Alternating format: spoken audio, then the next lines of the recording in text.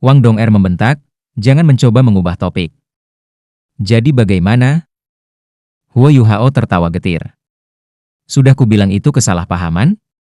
Apakah kamu tidak percaya karakter aku? Wang Dong'er ingin tersenyum, tetapi meluruskan ekspresinya. Aku hanya percaya apa yang kulihat. Huo Yuhao tidak berdaya ketika dia berkata, tentang itu, menurutmu apa yang harus aku lakukan? Aku akan melakukan apapun yang kamu ingin aku lakukan. Wang Dong'er mendengus dan berkata, masuk. Ketika dia berbicara, dia menyeretnya ke kamarnya sebelum mengunci pintu. Ada beberapa hal yang tidak boleh dikatakan di luar. Kamarnya juga cukup kedap suara. Saat dia melihat Huo Yuhao, Wang Dong'er hampir tertawa. Pria yang tampak tak berdaya ini benar-benar pria yang disukainya? Huo Yuhao. Aku di sini. Huo Yuhao hampir menyapanya secara formal, dan dia mengakui kata-katanya dengan hati-hati. Wang Dong'er memikirkan kata-katanya sebelum berkata, karena penampilanmu tadi malam, aku memutuskan bahwa kau adalah lelakiku mulai hari ini dan seterusnya. Aku akan bertanggung jawab untuk kamu. Apakah kamu mengerti? Apa? Nada bicara Huo Yuhao sangat bervariasi saat dia menggumamkan satu kata ini. Dia memandang Wang Dong'er dengan linglung dan tidak mengerti. Wang Dong'er sangat marah. Apa? Kamu telah memeluk, menyentuh, dan tidur dengan aku. Apakah kamu akan mengabaikan tanggung jawab kamu? Kamu laki-laki aku mulai sekarang. Kamu tidak dapat melihat, menyukai, atau bahkan menyentuh wanita lain. Apakah kamu mengerti? Huo Yuhao tampaknya mengerti maksudnya. Wang Dong'er senang ketika dia berkata, jangan khawatir, aku akan memperlakukanmu dengan sangat baik. Aku akan memberi kamu makan dan memberi kamu air setiap hari. Kamu juga bisa mengikuti aku. Namun, kamu perlu mendengarkan aku. Apakah kamu mengerti? Huo Yuhao linglung. Kenapa aku merasa seperti memelihara anjing saja? Wang Dong'er terkekeh. Ya, benar. Kamu adalah anjingnya. Apakah kamu tidak marah? Sorot mata Huo Yuhao berubah lebih jelas. Wang Dong'er meluruskan ekspresinya sekali lagi. Siapa bilang aku tidak? Aku sangat marah. Apakah kamu? Ekspresi Huo Yuhao berubah. Dia tidak lagi berhati-hati seperti sebelumnya. Dia juga tidak bodoh. Meskipun cinta bisa membuat orang bodoh, dia tidak mungkin terdegradasi ke tingkat seekor anjing. Iya. Apa yang akan kamu lakukan? Jangan main-main. Wang Dong'er terkejut ketika menyadari bahwa seekor anjing sedang berjalan ke arahnya. Anjing ini juga menjadi ganas. Bagus. Wang Dong'er, beraninya kau menipuku. Lihat bagaimana aku akan berurusan dengan kamu. Berhenti bermain-main, aku akan berteriak. Jika kamu tidak takut malu, maka teriaklah semua yang kamu inginkan. Tidak ada yang akan datang dan menyelamatkan kamu bahkan jika kamu berteriak sampai kamu kehilangan suara. Aku memiliki keterampilan jiwa legendaris yang disebut Hungry Tiger menerkam mangsanya. Pada saat berikutnya, tempat tidur menjadi medan perang. Huo Yuhao diberi tendangan yang bagus oleh Wang Dong'er, dan ia terbang kembali ke dinding sebelum meluncur ke bawah. Saat dia ketakutan, Wang Dong'er menendangnya dengan paksa. Huo Yuhao hampir kehilangan kesadaran. Yuhao, kamu baik-baik saja? Wang Dong'er ketakutan dan bergegas ke sisinya. Dia membelai dadanya dengan ekspresi cemas di wajahnya. Itu tidak disengaja. Siapa yang memintamu begitu nakal? Aku nakal? Mata Huo Yuhao melebar, dan dia memandangnya seolah-olah dia telah membalikan kebenaran. Siapa yang membuatku takut? Aku sangat takut bahwa jantung aku berdetak sangat cepat. Aku tidak bisa melakukannya. Perutku sakit karena tendanganmu. Huo Yuhao bersandar pada Wang Dong'er dan menolak untuk bangun. Wang Dong'er menjadi lebih cemas. Apa yang kita lakukan? Apakah aku membawa kamu ke rumah sakit? Tidak dibutuhkan. Kamu membawa obat. Beri aku beberapa. Suara Huo Yuhao terdengar lebih lemah. Obat apa? Wang Dong'er tertegun. Suara Huo Yuhao tiba-tiba berubah aneh. Obat ajaib. Setelah selesai berbicara, dia tiba-tiba memeluk Wang Dong'er dan mencoba menciumnya. Wang Dong'er adalah seorang kaisar jiwa, dan reaksinya cepat. Ketika Huo Yuhao bergerak, Dia langsung bereaksi, dan tanpa sadar berbalik. Namun, itu tidak berhasil. Bibirnya masih bertemu bibirnya. Ketika bibir mereka bertemu, mereka berdua membeku di tempat. Huo Yuhao tidak berencana mencium bibir Wang Dong'er. Itu tidak disengaja. Bibir Wang Dong'er lembut dan menyegarkan. Ketika bibir mereka bertemu, Huo Yuhao merasakan jiwanya bergetar. Dia tidak bisa menggambarkan perasaan itu dengan kata-kata. Murid mereka melebar pada saat yang sama, dan mereka mempertahankan posisi ini selama beberapa detik. Wang Dong'er bereaksi lebih dulu. Dia dengan cepat bergerak mundur, dan wajahnya bisa terlihat memerah seperti apel. Huo Yuhao tetap di tempatnya, dan bahkan menjilat bibirnya. Kamu? Wang Dong'er mengerutkan bibirnya. Sulit untuk mengatakan apakah dia marah atau centil. Itu tidak disengaja, Huo Yuhao bergumam segera. Namun, dia ingin menampar dirinya sendiri setelah berbicara. Bahkan jika itu bukan kebetulan, dia masih memanfaatkannya. Memang, Wang Dong'er mengangkat alisnya dan berkata dengan marah, "Keluar." "Dong'er, dengarkan aku." Wang Dong'er tidak memberinya kesempatan untuk membela diri, dan menyeretnya ke pintu kamarnya. Huo Yuhao bahkan tidak berjuang, dan dikeluarkan dalam hitungan detik. Bang! Pintu terbanting menutup. Wang Dong'er bersandar di pintu setelah dia menutupnya dan memegang wajahnya dengan tangannya. Dia menginjak tanah dengan kaki kanannya. Idiot ini, dia mencuri ciuman pertamaku begitu saja. Sangat tidak romantis. Huo Yuhao dikunci, dan hanya bisa menggaruk kepalanya tanpa daya. Dia mungkin tidak bisa memasuki kamarnya lagi. Namun, dia bisa mengatakan bahwa dia tidak benar-benar marah. Dia siap untuk menyiapkan beberapa makanan lezat sebelum kembali untuk membujuknya. Yuhao, Yuhao. Pada saat ini, suara cemas terdengar. Huo Yuhao berbalik dan melihat wakil dekan Chai Meier berjalan ke arahnya. Tidak heran aku tidak bisa menemukanmu. Jadi kamu datang ke sini untuk menemukan Dong'er. Cepat, ikuti aku. Chai Meier mendekatinya dan menyeretnya segera. Huo Yuhao bingung. Din Chai, apa yang terjadi? Apa yang terjadi? Chai Meier menjawab, kamu akan tahu setelah kamu mengikuti aku. Setelah kami kembali kemarin, aku melaporkan temuan kami kepada Tetua Xuan. Dia sangat prihatin dengan saran kamu bagi guru jiwa untuk belajar cara menggunakan alat jiwa, dan meminta kamu untuk melapor kepadanya. Tetua Song, Xiaoze dan Xian Lin Er ada di sana. Kami akan membahasnya terlebih dahulu sebelum membahas masalah ini di konferensi di Paviliun Dewa Laut. Pergi dan siapkan. Baik. Mata Huo Yuhao menjadi cerah. Ini adalah masalah penting yang ia dorong. Jika dia berhasil, itu akan sangat bermanfaat untuk pengembangan Shrek Academy di masa depan. Keduanya datang ke tingkat pertama Paviliun Dewa Laut. Memang, Tetua Xuan duduk di meja ruang konferensi dengan labu anggur di sampingnya. Namun, jelas bahwa dia tidak minum apapun hari ini. Saat dia tua, dia masih penuh energi. Tetua Song, Xian Lin Er, Yan Xiaoze, Huo Yuhao dan Chai Meier duduk di kursi lainnya. Mereka membentuk sedikit kurang dari setengah dari konferensi tepat Paviliun Dewa Laut. Semua orang tersenyum ramah ketika mereka melihat Huo Yuhao. Tetua Xuan bertanya, Yuhao, apakah kamu cukup istirahat? Wajah Huo Yuhao sedikit memerah. Tentu saja dia tidur nyenyak. Dia memeluk Wang Dong'er untuk tidur. Itu agak bagus. Terima kasih atas perhatian kamu, Tetua Xuan. Saat dia berbicara, dia duduk bersama Chai Meier. Chai Meier duduk satu kursi dari Yan Xiaoze, sedangkan Huo Yuhao duduk satu kursi darinya. Tetua Xuan berkata, Meier telah memberitahu aku tentang apa yang terjadi. Sepertinya benar-benar akan ada perubahan besar di dunia penguasa jiwa di benua ini. Pertama adalah Gereja Roh Kudus. Kemudian Kaisar Naga Long Xiayao muncul. Sekarang giliran tiga tuan roh jahat. Aku khawatir kita akan menghadapi lebih banyak masalah di masa depan.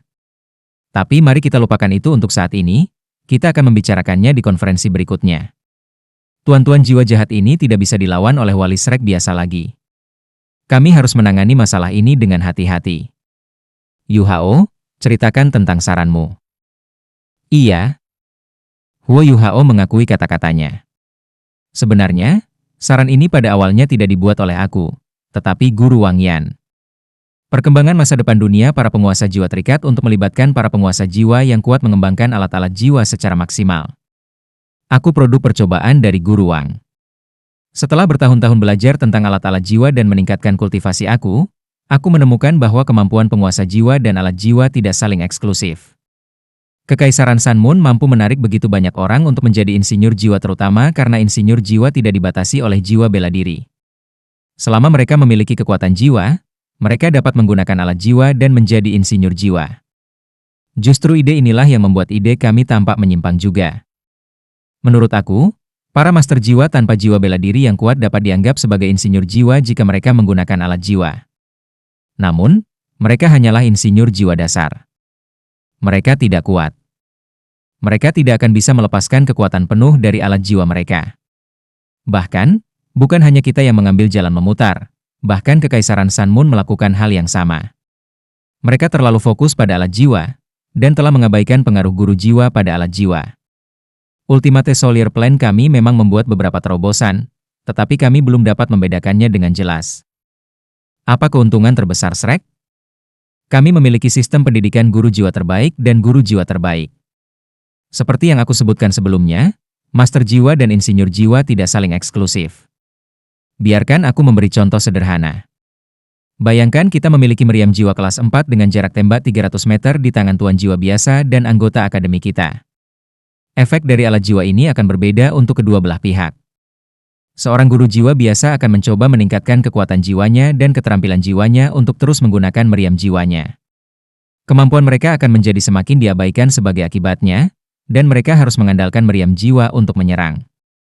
Namun, bagaimana penilaian, indera, kelincahan, dan kekuatan mereka dibandingkan dengan tuan jiwa kita?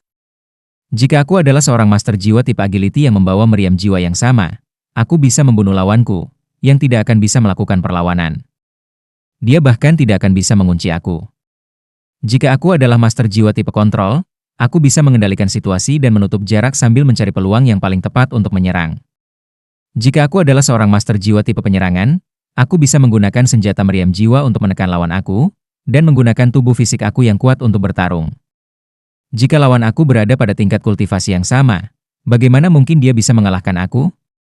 Itulah sebabnya tuan jiwa biasa akan jauh lebih rendah daripada tuan jiwa kita jika kedua belah pihak menggunakan alat jiwa yang sama dan berada pada tingkat kultivasi yang sama. Ada celah yang lebih luas dalam hal potensi untuk tumbuh lebih kuat. Saat dia menyimpulkan, Huo Yuhao berdiri dan berkata, "Semuanya, tolong lihat." Ketika dia berbicara, dia berdiri dan mundur beberapa langkah. Dia mengangkat tangan kanannya dan mengungkapkan cincin Starlight Sapphire-nya. Garis cahaya biru melintas, dan seorang pria logam yang sepenuhnya abu-abu, 3,5 meter tinggi disajikan di depan semua orang. Meskipun pria metalik ini terlihat sedikit sederhana, Din Xianlin tidak bisa membantu tetapi melompat dari kursinya ketika itu muncul. Dia kehilangan suaranya saat berkata, "Alat jiwa berbentuk manusia." Huo Yuhao mengangguk dan menunjuknya dengan tangan kanannya. Pusat alat jiwa terbuka, mengungkapkan ruang kosong. Xianlin sudah sangat bersemangat. Dia berlari di depan pria logam dan terkejut saat dia melihatnya. "Yuhao, ini dari Akademi Teknik Sun Moon Imperial Soul." Huo Yuhao menggelengkan kepalanya dan menjawab, "Tidak, aku menemukan ini sendiri. Ini berisi beberapa teknik rahasia Tang Sekte. Jika aku memerintahkan alat jiwa seperti itu, aku bisa menyerang hingga 1 kilometer jauhnya, dan kecepatannya dapat ditingkatkan secara maksimal menggunakan 12 pendorong jiwa kelas 6 aku. Itu bisa terbang di ketinggian tinggi untuk beberapa waktu juga. Aku bahkan memasang cukup botol susu untuk memberinya kekuatan jiwa yang mandiri. Bahkan jika aku menghabiskan kekuatan jiwaku sendiri, botol susu dapat mempertahankan kekuatan bertarung seorang kaisar jiwa untuk beberapa waktu. Namun, semua ini bukan hal yang paling penting." Huo Yuhao melangkah maju di depan alat jiwa berbentuk manusia. Dia melangkah masuk dan menutup. Di bawah kendalinya, pria metalik itu maju selangkah. Yang paling penting adalah potensi untuk ditingkatkan lebih lanjut. Ini adalah jalur pengembangan alat jiwa di masa depan. Seorang master jiwa yang cocok menggunakan alat jiwa yang cocok yang dapat menunjukkan semua jenis keterampilan bertarung akan menjadi tren di masa depan. Alat jiwa berbentuk manusia tidak akan ditinggalkan. Namun, beberapa masalah akan muncul ketika alat jiwa berbentuk manusia berkembang. Alat jiwa bukanlah segalanya sendiri. Semakin unik mereka, semakin besar persyaratan mereka pada orang yang mengendalikan mereka. Sederhananya, jika Raja Roh 5 Cincin yang dikuatkan secara medis mengendalikan pria metalik ini, ia akan langsung kehilangan kemampuan bertarungnya dan bahkan hidupnya dari kekuatan pendorong sesaat ketika ia terbang di ketinggian tinggi. Namun, ini tidak akan terjadi pada aku. Aku bahkan dapat menggunakan kekuatan spiritual aku untuk mengunci target aku, dan memanfaatkan berbagai keterampilan jiwa aku untuk membantunya, melengkapi itu untuk melepaskan kekuatan bertarung yang lebih besar. Bahkan jika itu rusak, aku masih bisa bertarung di medan perang, karena aku adalah master jiwa yang kuat dalam hakku sendiri. Saat dia selesai, Huo Yuhao keluar dari pria logam dari pintu logam yang berdentang. Dia kembali ke meja dan berkata dengan hormat, "Tetua, kesimpulan akhir aku adalah bahwa alat jiwa hanyalah senjata yang dapat digunakan oleh penguasa jiwa. Mereka adalah barang eksternal. Kehadiran mereka tidak akan mempengaruhi status master jiwa. Sebaliknya, mereka bahkan bisa membuat kita lebih kuat. Pikirkan tentang itu. Jika tuan jiwa kita dilengkapi dengan alat jiwa Illustrious Virtue Hall, kita tidak akan terkalahkan.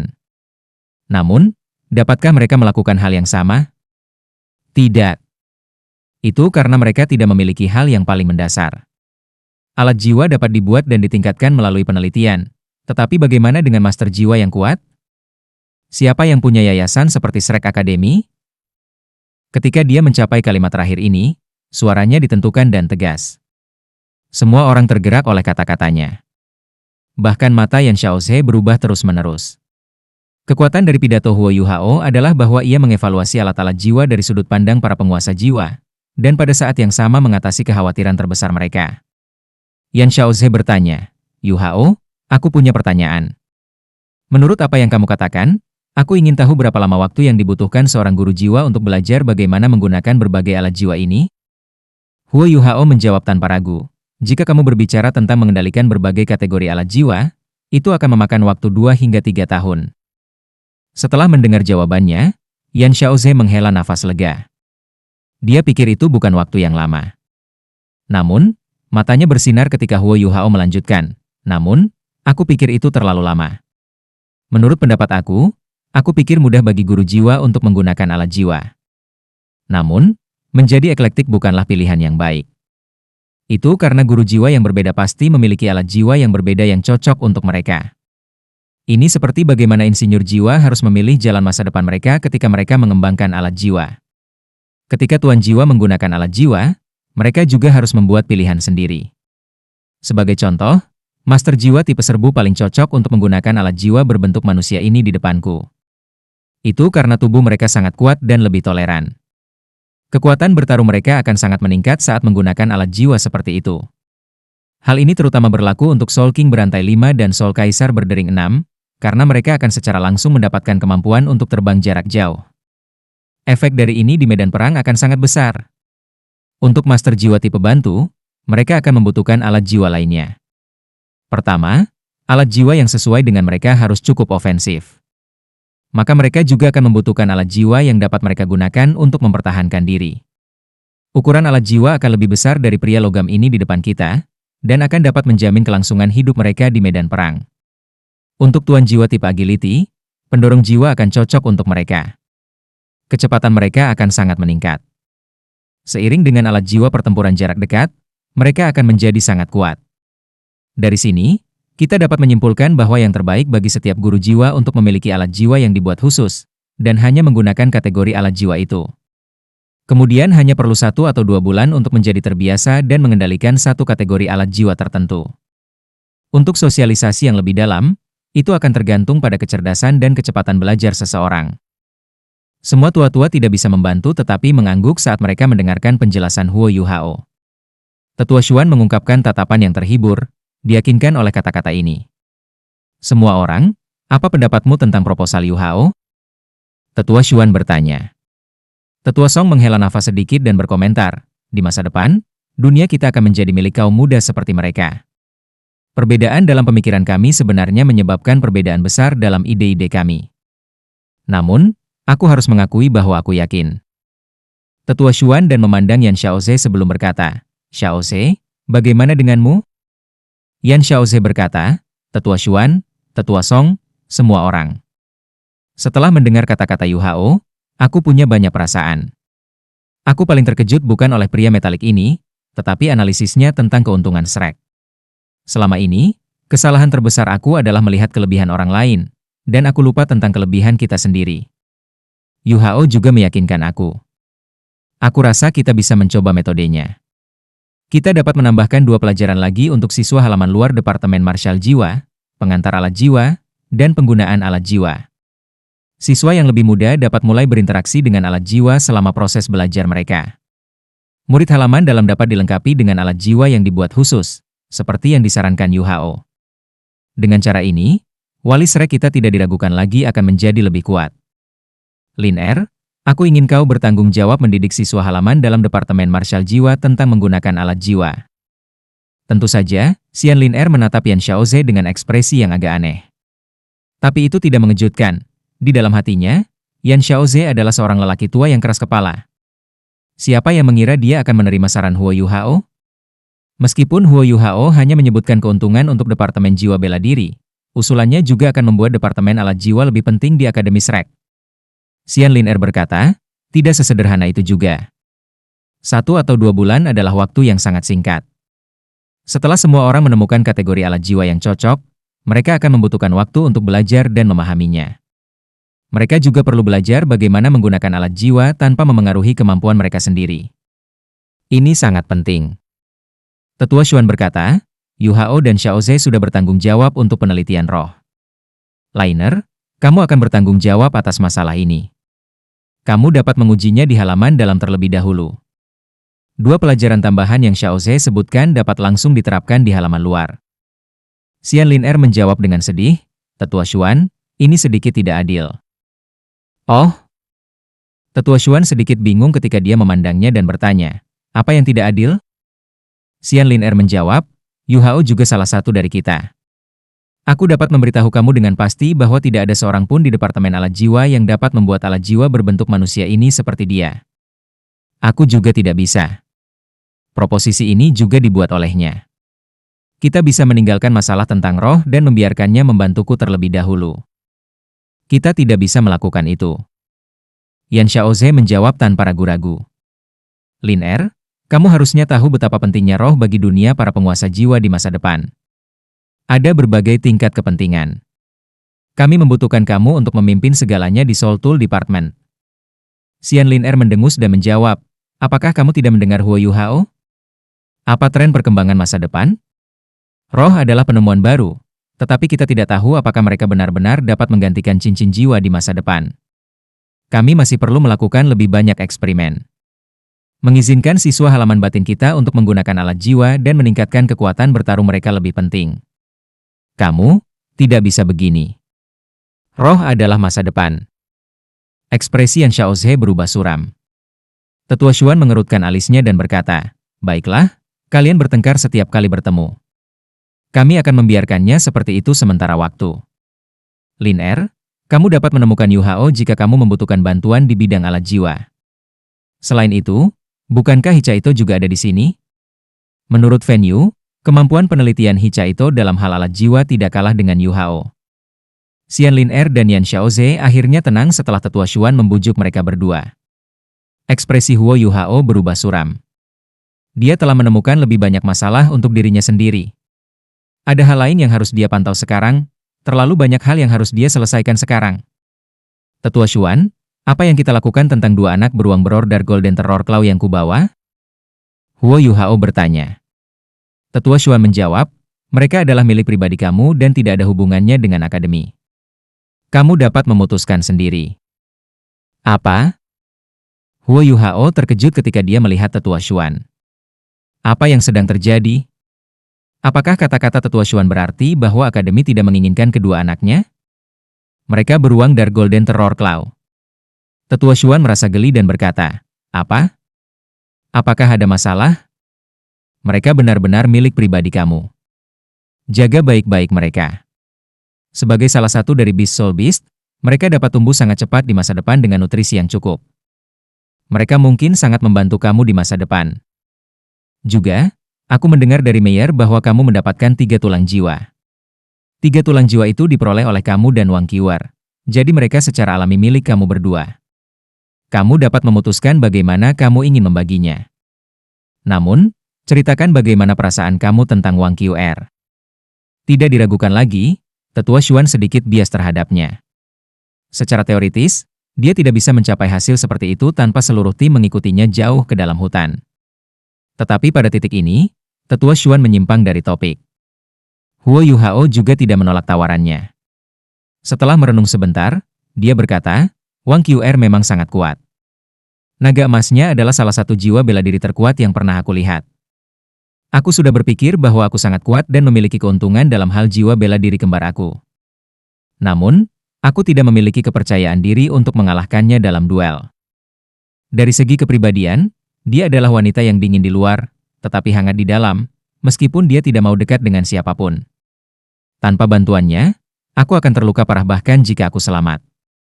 Dia memiliki potensi yang tidak terbatas. Tetua Xuan menyipit dan berkata, ini berarti kamu berpikir dia kredibel meskipun dia baru saja memasuki halaman dalam? Huo Yuhao mengangguk tanpa ragu-ragu.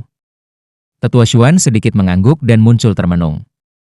Baiklah, kita akan mengakhiri semuanya di sini hari ini. Kalian semua bisa kembali. Liner, kembali dan bersiaplah untuk apa yang diusulkan hari ini. Besok, kami akan mengkonfirmasi hal-hal selama konferensi Paviliun Dewa Laut. Yuhao, panggil sisa dari 7 monster Shrek. Aku punya sesuatu untuk dikatakan kalian semua. Iya. Huo Yuhao mengakui kata-katanya dengan hormat. 7 monster Shrek biasanya di halaman dalam. Meskipun kultivasi mereka tidak rendah, halaman dalam bertanggung jawab untuk memelihara siswa elit seperti mereka. Ada hal-hal yang harus dipelajari di setiap level. Itu sebabnya mereka hanya berkumpul di sekte Tang di akhir pekan. Huo Yuhao menemukannya dengan sangat mudah. Ketika akhirnya dia mendekati pintu Wang Dong'er dengan cemas, pintu kamarnya langsung terbuka sendiri. Wang Dong'er, yang mengenakan seragam merah halaman dalam, tampak berapi-api. Dia tertegun ketika melihat Huo Yuhao di depan pintunya, dan hampir menonjoknya. Tentunya kamu belum berdiri di sini selama ini? Huo Yuhao berkata dengan jujur, ya. Aku berdiri di sini sebagai hukuman agar aku bisa mendapatkan pengampunanmu. Wang Dong'er membentak, omong kosong. Aku mendengar Dincai menyeret kamu pergi. Kebohonganmu tidak cukup baik. Huo Yuhao terkekeh dan berkata, ayo pergi. Tetua Xuan mencari kita. Dia sepertinya memiliki sesuatu yang penting untuk diberitahukan kepada kita. Baik. Wang Dong'er mengakui kata-katanya sebelum dia menutup pintu kamarnya. Setelah itu, dia mengikuti Huo Yuhao ke tingkat pertama Paviliun Dewa Laut. Saat mereka berjalan, Huo Yuhao berkata dengan lembut, Dong'er. Apa? Apakah kamu masih marah? Iya, seberapa marah? Sangat marah. Apa yang bisa aku lakukan untuk menenangkan kamu? HMPH. Bisakah 2 kesalahan membuat yang benar? Wang Dong'er menatapnya dengan marah saat dia berhenti. Namun, dia disambut dengan tatapan Huo Yuhao yang membara. Dia bahkan melihat bibirnya. Kamu? Wang Dong'er meletakkan tangannya di pinggulnya dan hendak meletus. Huo Yuhao buru-buru memutar kepalanya dan berkata, ayo pergi. Tetua Xuan sedang menunggu kita. Setelah selesai berbicara, dia mempercepat langkahnya saat mereka turun ke bawah. Wang Dong'er menirukan tindakan memukul saat dia menatapnya sebelum mengikuti setelahnya. Dia bahkan mencubit pinggangnya beberapa kali. Bei, Hichaito, Susanshi, Jiang Nanan, Xiao Xiao, Huo Yuhao, dan Wang Dong'er semuanya telah tiba. Namun, mereka tidak memenuhi syarat untuk duduk di meja. Mereka berbaris berjajar dan berdiri di depan Tetua Xuan. Sebagai anggota Paviliun Dewa Laut, Huo Yuhao bisa duduk. Namun, bagaimana dia bisa duduk ketika yang lain berdiri? Tetua Xuan memuji mereka di dalam hatinya ketika dia melihat para remaja yang bersemangat ini. Mereka tumbuh jauh lebih cepat dari yang dia harapkan. Tidak diragukan lagi, mereka akan menjadi pilar masa depan Akademi Shrek. Masa depan ini juga datang dengan cepat. Baiklah, kalian semua hadir. Aku memanggil kamu semua di sini karena aku memiliki sesuatu yang penting untuk dibahas dengan kalian semua. Tetua Xuan mengangkat labu anggurnya dan menyesapnya. Selama itu bukan pertemuan formal, dia akan minum. Untungnya, dia tidak bertindak seperti pengemis sekarang. Bei berkata dengan hormat, Tetua Xuan, tolong berikan pencerahan kepada kami. Tetua Xuan menjawab, ini kurang dari 3 bulan untuk turnamen duel jiwa Akademi Master Jiwa Kontinental lanjutan. Aku percaya kamu semua harus cukup siap. Bei Bei menjawab, ya. Kami juga akan melapor kepada kamu. Setelah Yu Hao dan Caito kembali, kami berlatih berkali-kali bersama. Kapan kamu bebas? Kamu dapat memeriksa kemajuan kami. Tetua Xuan mengamati mereka bertujuh. Ketika Bei Bei mengatakan ini, ketujuh dari mereka mengungkapkan kepercayaan diri mereka. Keyakinan mereka secara alami berasal dari kemampuan mereka. Aku belum perlu memeriksa kalian bertujuh. Aku memanggil kamu semua di sini hari ini karena aku ingin memberitahu kamu semua tentang turnamen ini. Belum lama ini, kami menerima berita yang tidak baik untuk Akademi. Namun, ini adalah kesempatan untuk kalian semua. Edisi baru turnamen akan diadakan di Sun Moon Empire. Tidak diragukan lagi, kamu semua akan berada di bawah tekanan besar, karena kamu akan bersaing di negara asal pesaing utama kami. Kekaisaran Sun Moon membahas beberapa perubahan pada sistem turnamen dengan 3 kekaisaran sebelumnya. Mereka mencari pendapat dari berbagai akademi dan sekte tentang perubahan yang mereka usulkan. Ubah ke sistem? Tatapan Bei Bei menjadi dingin.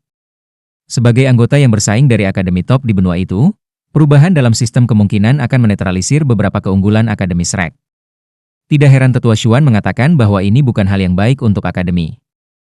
Tetua Xuan, ya, mengubah sistem turnamen. Pertama, mereka ingin mengubah persyaratan kualifikasi.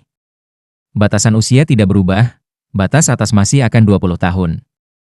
Namun, mereka telah mengembangkannya untuk memasukkan semua sekte. Ini berarti bahwa turnamen sekarang akan berganti nama menjadi Turnamen Pemuda Master Jiwa Kontinental. Jumlah tim akan sangat meningkat. Jika perubahan ini disetujui, akan ada 2 kali jumlah tim yang bersaing. Menarik sekte untuk berpartisipasi? Apa tujuan melakukannya? Ketujuh dari mereka tertegun, tetapi mereka tidak bisa mengatakan apa tujuan Akademi Teknik Sun Moon Imperial Soul. Huo Yuhao bertanya, Tetua Xuan, apakah itu mungkin disetujui? Tetua Xuan berkata tanpa ragu-ragu, sangat mungkin. Ketika perubahan ini disarankan, ia menerima dukungan dari banyak sekte, terutama sekte yang lebih kuat. Turnamen adalah cara yang baik untuk menampilkan diri kepada massa. Bagi sekte-sekte ini adalah cara yang baik untuk mengiklankan diri mereka sendiri, jadi mereka cukup bersedia. Sebagai contoh, Badi Sek yakin untuk menjadi juara.